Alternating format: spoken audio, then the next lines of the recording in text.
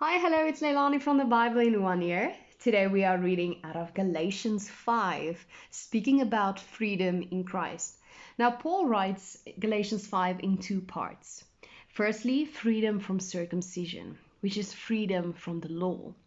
Now, to submit to circumcision was to submit to the law, basically being in bondage again, dismissing the price that Jesus paid on the cross, the price for our freedom. Now, Paul proclaimed that grace and faith were all we need to be right with God.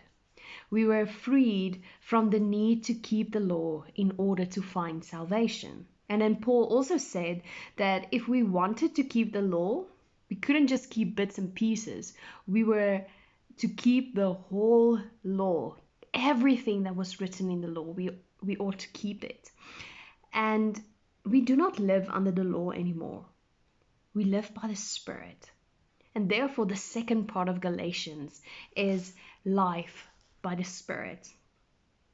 Now, we as human beings consists of body, which is flesh, and spirit. And I think there will always be a battle between our body and our spirit. There will always be a dominant one.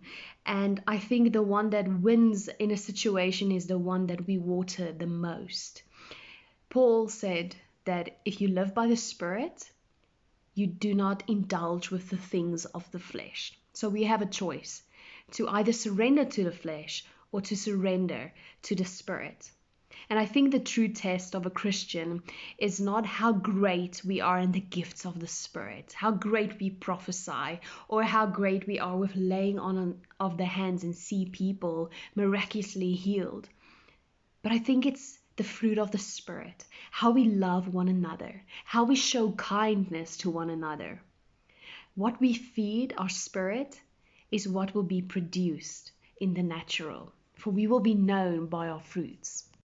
Now imagine you are walking through a plantation where there is a lot of orange trees, and you go and you want to pick the most radiant orange. And when you pick it and you peel it open, you come to find out that it's a grapefruit. I think there will be a bit of disappointment in us. We will be known by our fruits, what we offer one another. And I do believe that when we show kindness, we show mercy, we show love, we show the fruit of the Spirit, people will see Christ through us, and they will also experience the freedom He has to offer. In living out of the fruit of the Spirit, we will serve everyone coming into contact with us. We will love intentionally without even thinking to love.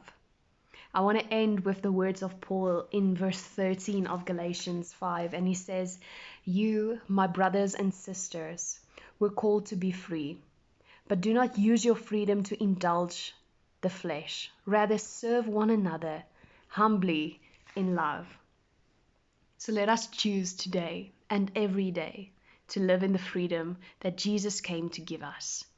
Walk by the Spirit and serve one another humbly in love, in the fruit of the Spirit. Until we read again next week, I am so excited with you on this journey. Be blessed and goodbye.